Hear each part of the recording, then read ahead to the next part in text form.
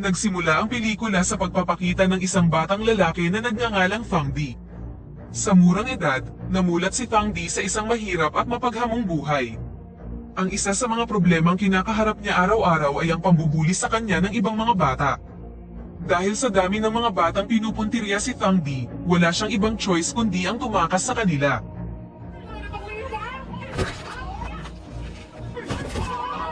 Maging ang mga bata ay madalas na binabato si Thong Di hanggang sa magtamo ng mga sugat ang buo niyang katawan. Noong araw na yun, nakita niya ang isang grupo ng mga kabataang lalaki na nagsasanay ng martial arts. Lumapit dito si Thong Di at humingi ng tulong sa guro na turuan siya ng self-defense para lumakas siya. Sa kasamaang palad, kahit alam ng guro na maganda ang intensyon ni Thong Di, hindi niya ito tinanggap bilang kanyang estudyante. Ipinaliwanag ng trainer na sa kanilang nayon, ipinagbabawal sa mga maliliit na bata na magsanay ng self-defense dahil ayaw nilang abusuhin ng mga bata ang kanilang kaalaman sa martial arts para sa masamang bagay. Hindi nagtagal, dumating ang ama ni Thong Di at inutusan ng anak na umalis kaagad sa lugar. Tila ayaw ng kanyang ama na matuto si Thong Di ng martial arts o masangkot sa anumang aktibidad na maaaring maglagay sa kanya sa panganib. Dinala din ng kanyang ama si Thong Di sa isang monghe upang payuhan niya ang bata tungkol sa mga panganib na dala ng martial arts. Ngunit sa halip na tulungan ng ama ni Thong Di, pinahintulutan niyang matuto ng martial arts ang bata, basta't gagawin niya ito para sa self-defense at hindi sa karahasan.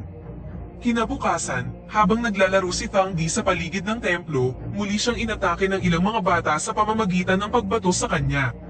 Kabilang sa kanila ang isang batang lalaki na nagngangalang Cherd, ang nag-iisang anak ng governor na siyang pinakamaimpluwensya sa nayon. Napuno na si Thong Di sa pambubuli sa kanya ni Cherd at ng iba pang mga bata, kaya sinubukan niyang matuto ng self-defense gamit ang mga simpleng kagamitan na siya mismo ang gumawa. Hindi lang matapang si Thong Di ngunit meron din siyang kakaibang talento sa martial arts. Napatunayan ito nang nagawa niyang talunin ang lahat ng mga buling bata, kahit isang araw pa lang siyang nag-e-ensayo. Mula ng araw na yun, patuloy na sinanay ni Thong Di ang kanyang pisikal na lakas at hinasa ang kanyang kakayahan upang maging siyang isang malakas na mandirigma. Nang si Thong Di ay isa ng teenager, muli siyang tinarget ng grupo ni Cherd dahil gusto nilang maghiganti sa ginawa sa kanila ni Thong Di ilang taon na ang nakakalipas. Ngunit kahit na meron silang dalang mga kabayo at matatalas na sandata, nagawa pa rin silang talunin ni Thong Di pagkatapos niyang dalhin sila sa kagubatan. Dahil dito, umuwi si Cherd na masama ang loob at dumiretso sa kanyang ama para isumbong ang ginawa ni Thong Di. Matapos malaman ng governor na sinadyang atakihin ni Cherd si Thong Di, pinagalitan pa niya ang kanyang anak dahil si Thong Di ay isa sa mga mersenaryo sa kanilang nayon na gumagawa sa kanya ng maraming pera.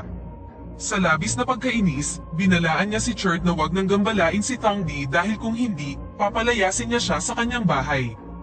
Dahil alam ng mga taga-nayon na isang malakas na fighter si Thong Di, madalas nilang binabayaran ng binata upang labanan ang mga mandirigma mula sa ibang nayon. Sa tuwing mananalo siya sa laban, ang guru ni Thong Di at ang ama ni Cherd na tumaya sa kanyang pagkapanalo ay nakakakuha ng malaking kabayaran. Sa kasamaang palad, nagbago ang lahat ng isang araw ay natalo si Thong Di ng isang mahusay na mandirigma na nagngangalang Kruhaw na nagmula sa ibang nayon. Gamit ang karanasan at husay sa pakikipaglaban, nagawang ma-corner ni Kruhaw si Thong Di.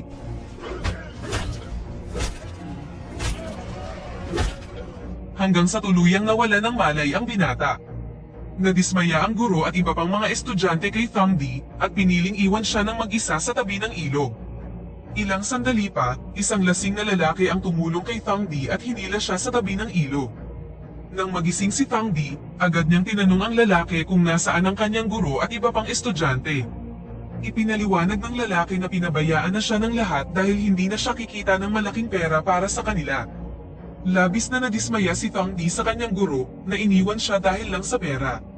Pinaalam ng lalaki na ang lahat ng mga pag-atake na ginawa ni Thong Di ay masyadong mahina at walang kahit na anong special technique. Iminungkahi ng lalaki na maglakbay si Thong Di sa iba't ibang lugar at magsimulang mag-aral ng totoong martial arts dahil pakiramdam niya ay huwad na martial arts ang itinuturo sa kanyang nayon. Sinunod ni Thong Di ang kanyang mga payo at nagsimulang maglakbay para maghanap ng mas magandang martial arts college. Matapos ang isang mahabang paglalakbay, sa wakas ay nakarating siya sa isang martial arts college sa isang nayon at agad na nagsimulang magsanay doon. Nang mapansin ng guro ang biglaang pagdating ni Thong Di, agad niyang tinanong ang kanyang pagkakakilanlan at layunin sa pagpunta sa kanilang lugar. Ibinunyag ni Thang Di na sinadya niyang maglakbay sa iba't ibang martial arts college para matuto ng iba't ibang martial arts technique. Nang marinig ito, pinayagan siya ng guro na sumali sa martial arts training sa lugar na yun kasama ang iba pang mga fighter. Tila humanga ang guro sa pisikal na lakas at kakayahan ni Thang Di sa pakikipaglaban, dahil sa loob lang ng ilang araw, maraming fighter na ang natalo ni Thang Di sa kolehiyong yun. Kaya naman, tinuruan ng guro si Thang Di ng isang special technique na maaari niyang gamitin upang mas madali niyang matalo ang kanyang mga kalaban. Isang araw, nang bumibili ng pagkain sa nayon ang isa sa mga tauhan ni Cherd, nakita niya si Thang Di na nagsasanay ng martial arts sa lugar na yun. Agad na tumakbo ang lalaki upang iulat ito kay Cherd, kaya't sa sumunod na araw, si Cherd at ang kanyang mga tauhan ay kaagad na pumunta sa kolehiyo. Nagbanta si Cherd sa guro na ibigay sa kanila si Thang Di, dahil kapag tumanggi sila, siya at ang kanyang mga tauhan ay susunugin ang lahat ng bahay sa nayon. Bago pa lumala ang sitwasyon, nagpasya si Thang Di na isuko ang sarili upang wag gumawa ng gulo si Cherd sa nayon. Sinimulang igapos ni Cherd ang mga kamay ni Thang Di at kinaladkad ang binata gamit ang kabayong kanyang sinasakyan para sumuko siya ng hindi lumalaban. Ngunit nang sinimulang sunugin ng mga tauhan ni Cherd ang mga bahay ng mga residente sa nayon, hindi ito hinayaan ni Thang Di kaya't agad niyang kinalagan ang sarili sa kabayo ni Cherd at agad siyang inatake. Matapos talunin si Cherd gamit lang ang isang pag-atake, sumugod si Thang Di upang tulungan ang mga residente na talunin ang mga masasamang lalaki. Wala nang nagawa si Cherd kundi tanggapin ang muli niyang pagkatalo at agad na tumakbo palayo sa lugar na yun. Matapos maapula ang lahat ng sunog at bumalik na sa normal ang sitwasyon, nagpasya si Thang Di na magpaalam na sa guro at mga estudyante sa kolehiyo. Samantala, pinagalitan ng governor si Cherd dahil nabigo siyang maibalik si Thang Di, ang pinakamahusay niyang fighter na gumagawa ng malaking pera sa kanya. Dahil dito, balak ni Cherd at ng kanyang mga tauhan na bugbugin ang mga taong tumulong noon kay Thang Di na makatakas. Habang naglalakad si Thang Di sa kagubatan, isang binata na nagngangalang Bunkat ang tahimik na sumusunod sa kanya mula sa likuran. Nabunyag na gustong sumama ni Bunkat sa paglalakbay ni Thang Di dahil interesado siyang matuto ng martial arts kasama niya. Kinabukasan, nakarating sina Thang Di at Bunkat sa isang entablado para sa art performance na gaganapin sa isang nayon. Nilapitan ni Bunkat ang babaeng manager na nagngangalang Lingling at tinanong kung kailangan niya ng karagdagang manggagawa. Ipinakilala rin ni Lingling sina Thang Di at Bunkat sa kanyang ama at ipinaalam sa kanya na nangangailangan ang dalawa ng trabaho. Noong una, tumanggi siyang tanggapin sila bilang mga manggagawa dahil hindi maganda ang kita mula sa mga nakaraang pagtatanghal. Ngunit matapos malaman na sina Thang Di at Bunkat ay handang magbayad ng maliit na halaga, pumayag na siyang sumali ang dalawa sa pagtatanghal ngayong gabi. Nagtrabaho din ang dalawa bilang mga show actor para kumita sila ng pera para sa pagkain. Kinaumagahan, nang magising si Bunkat mula sa kanyang pagtulog, nalaman niyang umalis na si Thang Di patungo sa kagubatan. Kasabay nito, sinimulan na ni Cherd at ng kanyang mga tauhan ang kanilang plano, natakutin ang mga residente at isa-isang atakihin ang mga ito. Nagkaroon pa sila ng oras na salakayin ang isang karwahe na sinasakyan ng isang batang babae na nagngangalang Limyong. Sa kabutihang palad, nagkataong dumaan si Thang Di sa kagubatan, kaya agad niyang tinulungan ang dalaga at nilabanan ng tropa ni Cherd. Matapos silang talunin at mailigtas ang buhay ni Limyong, balak ni Thang Di na ipagpatuloy ang kanyang paglalakbay papunta sa ibang nayon. Ngunit bago ito, ibinigay ni Limyong ang isang gintong singsing at isang karwahe bilang pasasalamat kay Thang Di sa pagligtas sa kanya. Makalipas ang ilang sandali, dumating si Thang Di sa isang nayon at agad na nagtanong tungkol sa Martial Arts College. Matapos malaman na ang kolehiyo sa nayon ay isa sa pinakamahusay sa kanlurang rehiyon, agad niyang pinuntahan ang martial arts teacher upang hayaan siyang mag-aral doon. Matapos makita ang kakayahan ni Thang Di,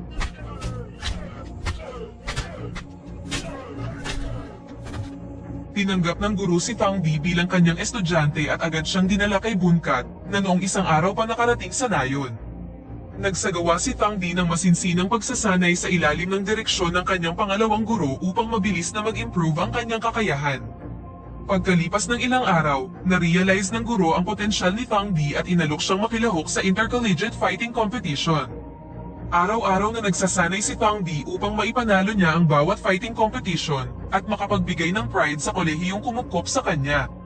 Sa araw na gaganapin ang fighting competition, muling nakita ni Thong Di sina Lingling at Lim Yung na nagkataong naglalakbay sa nayon. Nang magsisimula na ang labanan, tila minamaliit ng mga leader mula sa ibang mga paaralan ang guru ni Thong Di at ang kanyang kolehiyo. Ngunit sa huli, nagawang mabaliktad ni Thong Di ang mga bagay-bagay at napatunayang mas superior ang kanyang kolehiyo kaysa sa kanila. Ipinahiya ni Thong Di ang mga kalaban sa pamamagitan ng pagtalo sa pinakamahuhusay na fighter at guro mula sa ibang kolehiyo.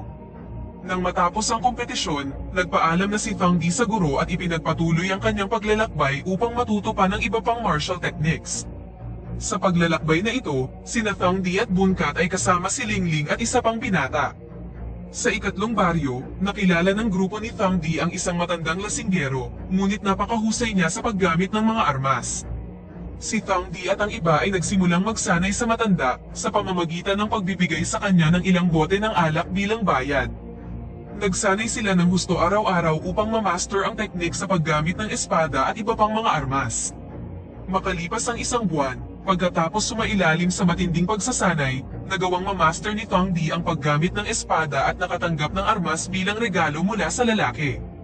Habang nagpapatuloy sa kanilang paglalakbay sa kagubatan, si Thong Di at ang iba pa ay biglang inatake ng mga tauhan ni Cherd na nagdulot ng matinding injury kay Bunkat. Sa kabutihang palad, natalo at napatay ni Thong Di ang mga kalalakihan, bagamat sa huli ay nagawang makatakas ni Cherd. Agad na sumugod si Thong Di at ang iba pa upang dalhin si Bunkat sa isang manggagamot sa kabilang nayon upang magamot ang kanyang sugat. Pagkatapos, nagpasalamat si Thong Di sa lalaking nagngangalan Ruwang sa pagtulong sa kanila na makahanap ng manggagamot. Sa lugar na yun, hindi sinasadyang nakita muli ni Thong Di si Lim Yung, na anak pala ni Kru Hao, ang lalaking nakatalo sa kanya noon. Inimbitahan ni Kru Hao si Thong Di na makilahok sa isang fighting competition na inorganisa ng hari sa mga darating na araw. Tinanggap niya ang alok at nagsimulang maghanda upang labanan ang pinakamahusay na fighter mula sa ibang mga kolehiyo. Nang dumating ang araw ng kompetisyon, madaling natalo ni Thong Di at Kru Hao ang iba pang mga fighter. Sa huli, kinailangan ni Thong Di na harapin si Kru Hao, at sa laban na yun, ang hari ay tumaya ng malaking pera para sa tagumpay ni Kru Hao. Kahit na natalo na siya ni Kru Hao noon, hindi natakot si Thong Di at patuloy na nagsisikap na manalo sa laban. Gamit ang iba't ibang training at martial arts na natutunan niya sa ngayon, sa wakas ay nagawa niyang talunin si Kru Hao sa duel fight na yun. Nang matapos ang laban, tila humanga ang hari sa kakayahan ni Thong Di dahil nagawa niyang talunin ang ilan sa mga pangunahing mandirigma ng hari. Nang ibibigay na ng hari ang premyo sa mga nanalo, biglang pumasok sa gitna ng arena ang isang grupo ng mga kalalakihan at nilusob ang hari. Ang tropa ay pinamumunuan ni Ruwang, ang lalaking tumulong kay Thong Di na makahanap ng manggagamot upang iligtas si Bunkat. Nagkaroon ng maikling labanan sa pagitan ng mga tropa ng hari at ng mga tropa ni Ruwang, ngunit matagumpay na natigil ang laban, nang ihayag ni Ruwang sa lahat na siya ang tunay na hari. Nabunyag na ang haring nag-organisa ng fighting competition ay isang huwad na pinuno na gusto lang kumita ng malaking pera mula sa mga taya. Sa huli, nagawang mabawi ni Ruwang ang trono ng hari at itinalaga si Thong Di bilang kanyang royal warlord. Sa huling eksena, makikita si Thong Di na bumalik sa kanyang nayon kasama si Lim Yung upang ipakilala sa kanyang ina na matagal nang naghihintay sa kanya, at dito na nagtatapos ang pelikula. Pakipindot naman ang like button kung nagustuhan mo ang pelikula at kung